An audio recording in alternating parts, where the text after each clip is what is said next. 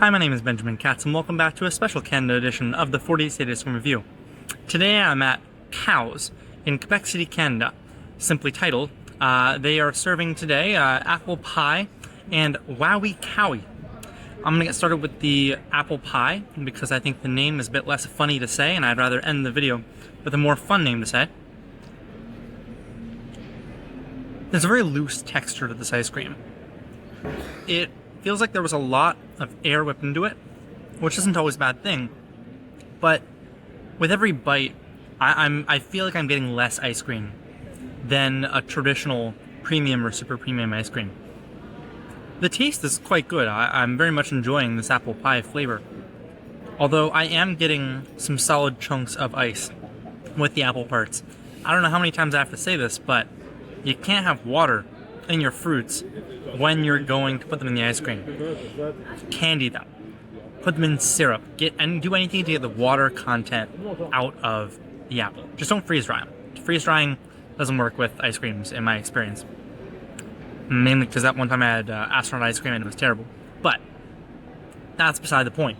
The point is that this ice cream is quite delicious. The swirls of caramel are contrasting wonderfully with this sort of apple pie seasoned ice cream base. And the apple chunks, while a bit icy, do offer a good hit of apple to this apple pie flavor. Not to mention every now and then I'm getting a bit of a dough crumble. Not like a chocolate cookie dough, more like pie crust that has not been baked yet. You know that like sandy, pebbly texture of a pie dough that has not yet been baked? It's kind of that. And I quite enjoy it. I haven't really experienced that many pie-flavored ice creams that have this style of pie mix-in that is so reminiscent of a real pie. And I know this is just something companies do to get people in the door, especially in large touristy areas, or areas that locals don't usually have the majority frequency in. But they had a sign up front saying, voted best ice cream in Canada by the Reuters magazine. And look, is this good ice cream so far? Yes. Best ice cream in Canada? No.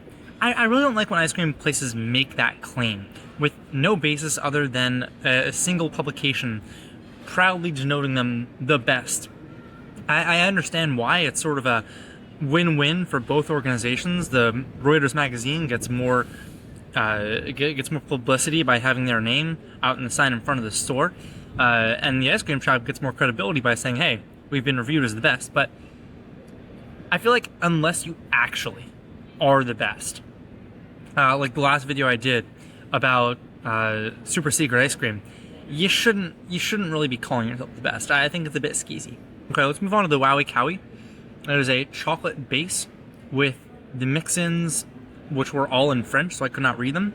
So I'm kind of going into this blind. I'm seeing some caramel mixed in. I'm seeing maybe a chocolate chunk or two, but let's see how it goes.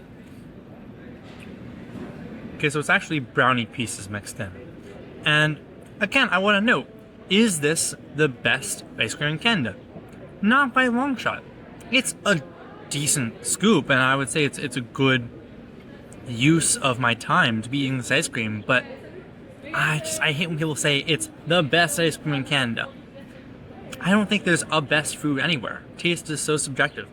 It's like the best pizza in New York City, or the best pie at the fair. Sure, if you tune your scope really far down, you can get the best X in X place. But at a certain point, once you narrow your scope too much, it's not even worth mentioning. It's strange, for what I was expecting, both these flavors ended up being quite simple flavors, with the mix-ins not really taking that much of an effect. The apple pie, of course, has the caramel swirls and the apple chunks, but there isn't really that much density of them, and the ice cream base is really carrying here. However, the ice cream base is kind of light. Sure, on the chocolate side, it's very dense, but that's just what happens when you add cocoa powder to ice cream.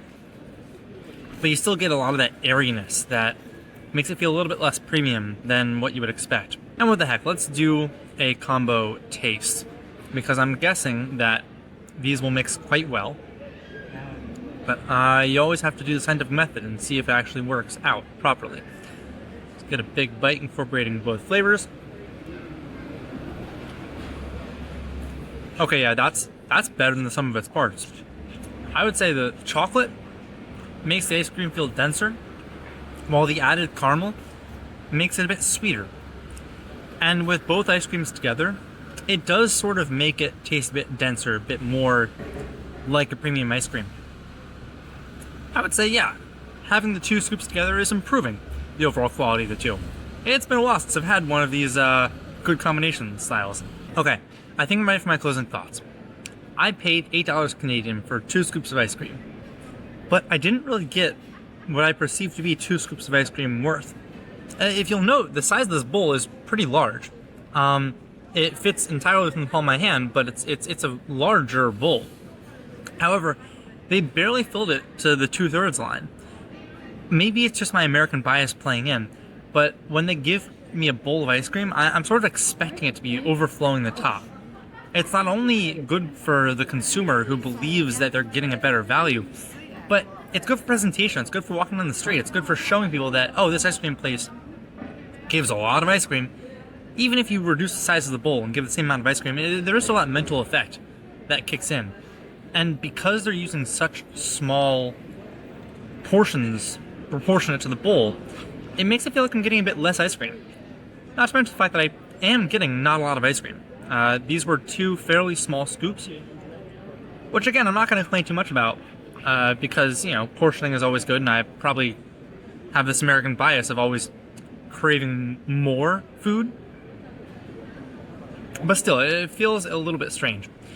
Also, there was a fascinating practice in this store where they weighed the ice cream after they scooped it. I wonder if that is a measure internally to ensure quality control and to make sure everyone gets the same style of ice cream scoop.